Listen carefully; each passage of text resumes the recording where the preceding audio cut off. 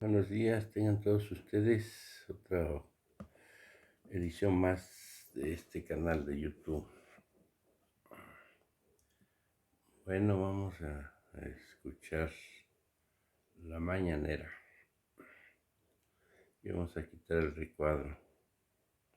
Elizalde, director médico del ISSSTE, porque vamos a abrir un nuevo hospital en la Ciudad de México, en la demarcación de Tláhuac,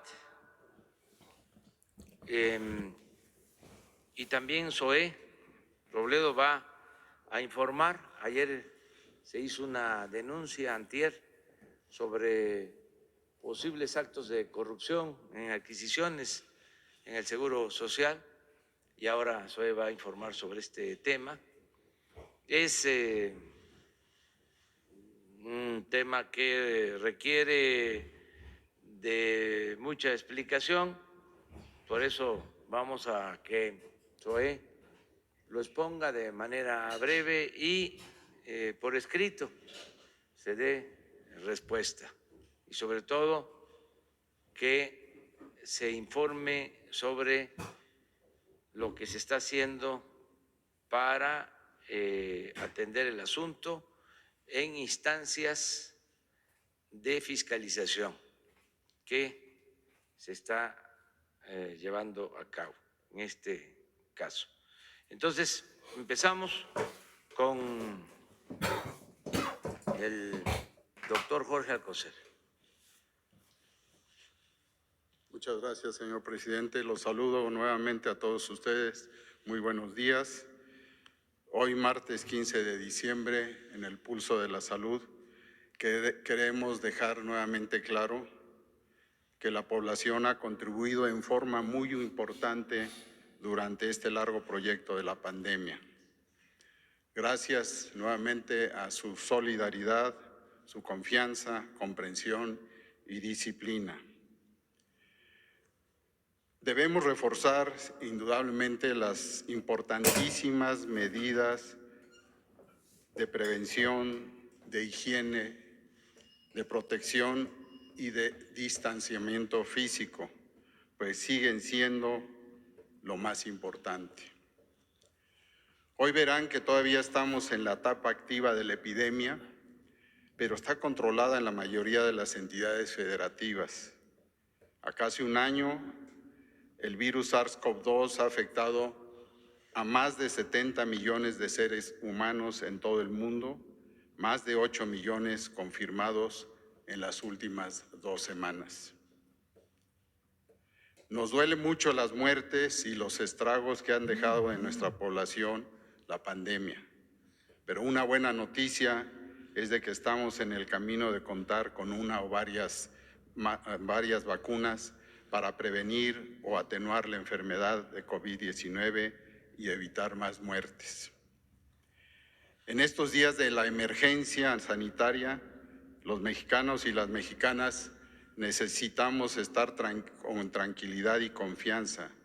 Estén seguros de que el gobierno que conduce el presidente Andrés Manuel López Obrador seguirá cuidando su salud y bienestar, por lo cual se hace un nuevo esfuerzo para evitar la saturación de hospitales y sobre todo la pérdida de vidas humanas mediante la ampliación del número de camas.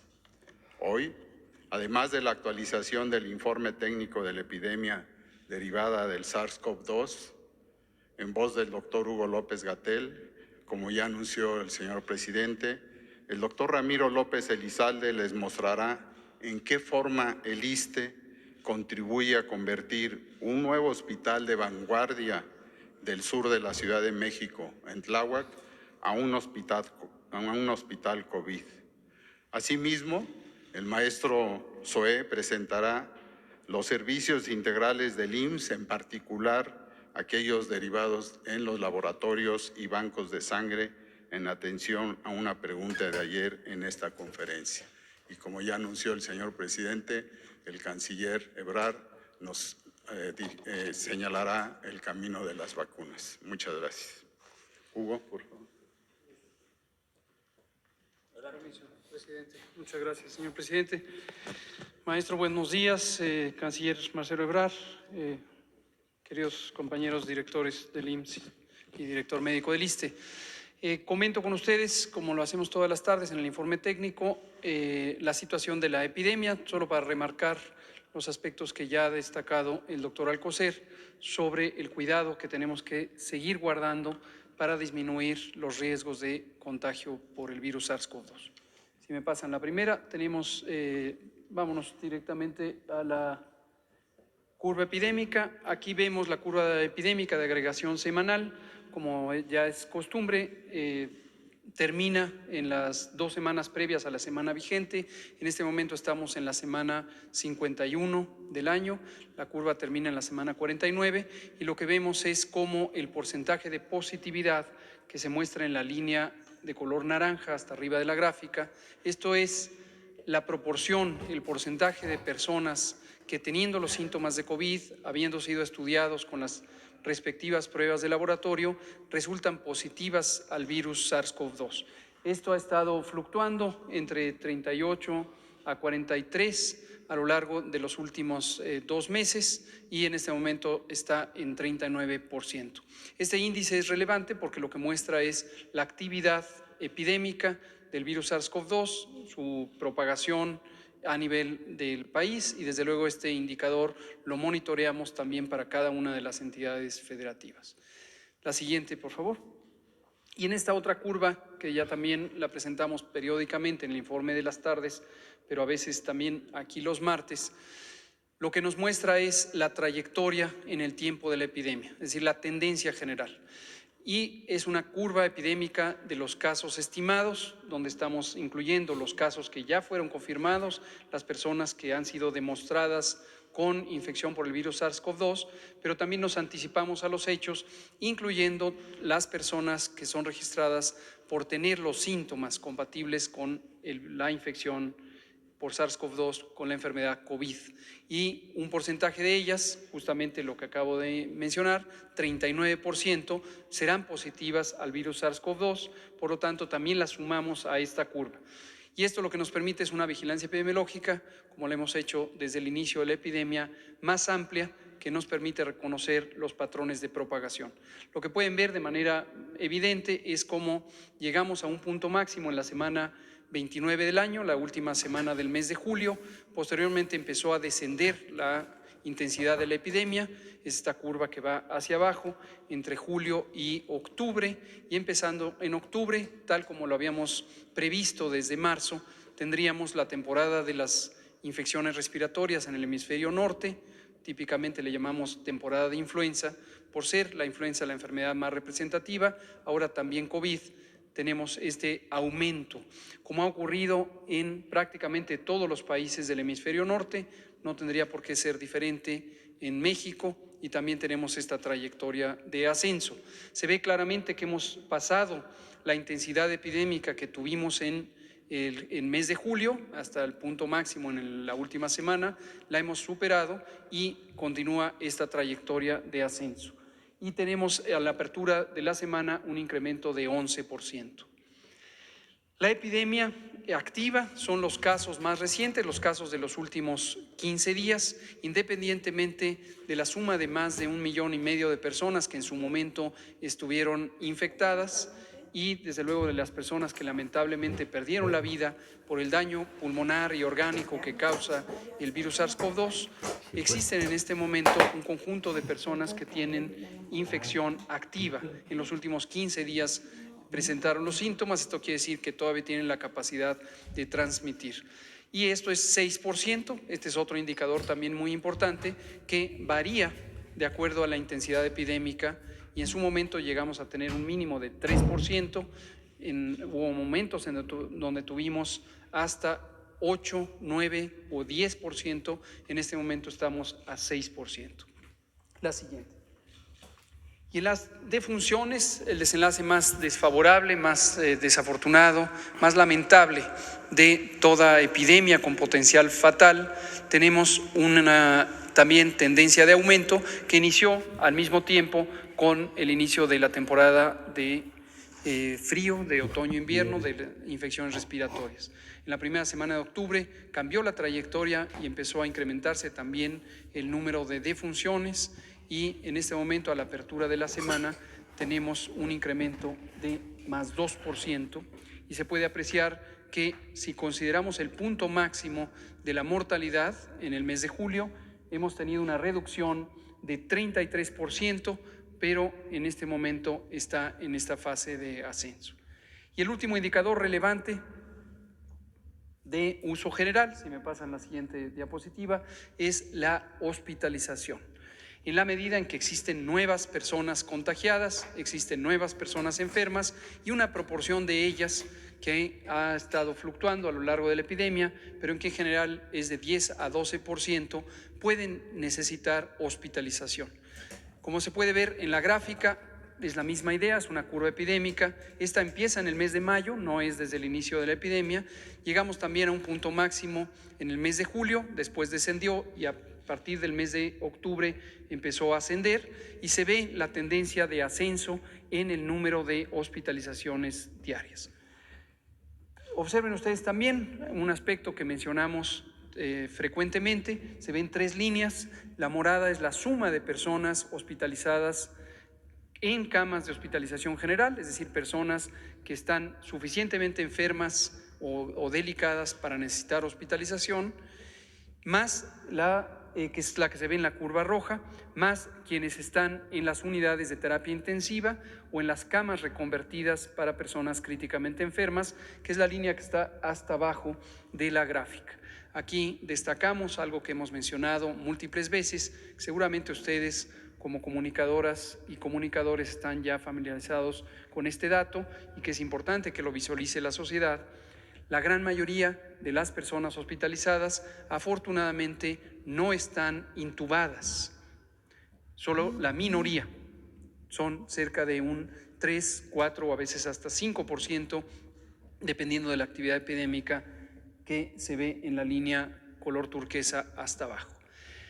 El punto que nos interesa destacar, como ya lo dijo el secretario de Salud, es la epidemia sigue activa, y de todas y todos los ciudadanos, las ciudadanas, depende que esta epidemia reduzca su intensidad. Cada persona tiene un entorno familiar, comunitario, social, que son con quienes nos relacionamos. Para reducir los contagios, hasta el momento no hay más fórmula que mantenernos a sana distancia. Y la sana distancia, como lo hemos dicho todo el año, tiene 2 implicaciones. Una es no salir de casa a menos que sea estrictamente necesario. Antes de salir de casa hay que reflexionar si esto es necesario. Decíamos ayer, vale la pena hacerse a la costumbre de, incluso frente a la puerta de casa, pensar un segundo pensamiento: ¿vale la pena que salga? ¿Es estrictamente necesario que salga?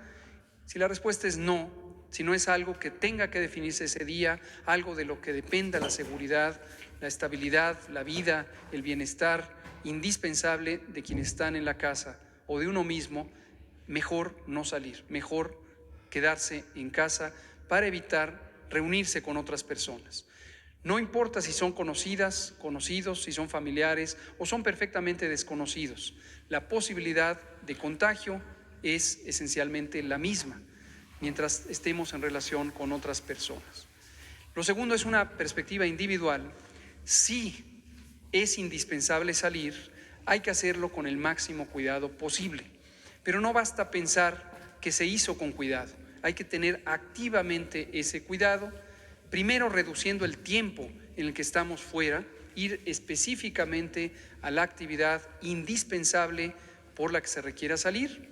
Ya dijimos, en su mayoría no se saldrá de casa, pero quien tenga que salir, que haga específicamente lo que tiene que hacer y se regrese lo más pronto posible a la casa. Y durante todo el tiempo mantenga una sana distancia personal, a 2 metros de distancia de todas las demás personas en la mayor parte del tiempo posible. Y hay espacios donde no es posible mantener esa sana distancia, por ejemplo el transporte público, y entonces ahí cobra mucha mayor relevancia el uso del cubrebocas, recordando que el cubrebocas es un instrumento solidario, lo usamos para no contagiar a los demás, pero no tener la falsa sensación de seguridad de que porque ya tengo el cubrebocas no me voy a contagiar, porque eso es lo que lleva, y lo estamos viendo todos los días, cuando se realizan fiestas, cuando hay personas que salen, sienten que por usar el cubrebocas ya están protegidas, ya están protegidos. No es así, no es así. El cubrebocas se utiliza cuando no se puede mantener la sana distancia para proteger a las demás personas. Estas son las medidas y finalmente la esperanza. Las vacunas están en proceso.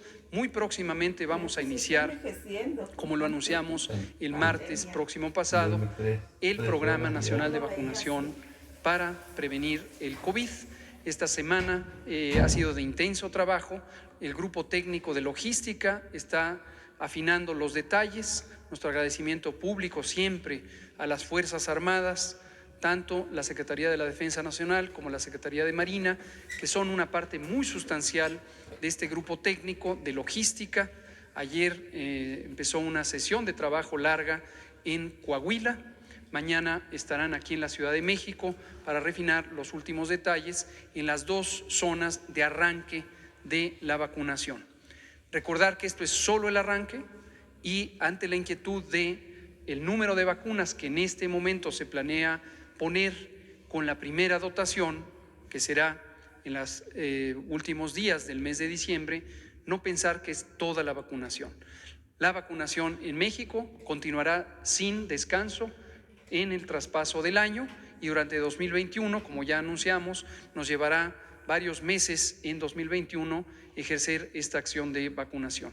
Tenemos también la potencial colaboración de otros sectores fuera del gobierno. Ayer tuvimos una muy productiva conversación con el Consejo Coordinador Empresarial, con su presidente Carlos Salazar, con su presidente de Comisión de Salud, Patrick Devlin, donde estuvimos identificando algunos detalles adicionales de cómo el sector privado, no solamente de salud, sino en general el sector privado, puede colaborar en este empeño, dejando muy en claro que esto no se trata de vacunar prioritariamente a dueños de empresas. Al contrario, se trata de una acción solidaria donde el sector privado nos puede ayudar a organizar la vacunación de las personas trabajadoras que están en esas empresas. Lo mismo, los centros educativos de educación superior son potenciales colaboradores para ampliar nuestra capacidad de hacerlo lo más rápido posible. Hasta el momento, con las vacunas ya contratadas, vamos a tener suficiencia para cubrir a toda la población. Recordar que el empeño es que todas las mexicanas y mexicanos tengan acceso a la vacuna de manera universal, de manera gratuita. Y seguimos en el trabajo de analizar los expedientes de aquellas compañías que estén produciendo o planeen producir vacunas contra COVID y que hayan decidido hacer investigación clínica en México. Presentan sus expedientes ante la COFEPRIS y, como quedó demostrado el viernes 11 de diciembre, el viernes más reciente, el comité científico, el Comité de Moléculas Nuevas de COFEPRIS está trabajando con especial cuidado para hacer las cosas bien y rápido. Y esto es lo que nos ha permitido ser mucho más eficientes, pero además garantizar la seguridad y la calidad y la eficacia de los productos que en su momento se utilicen. Esto es todo, presidente.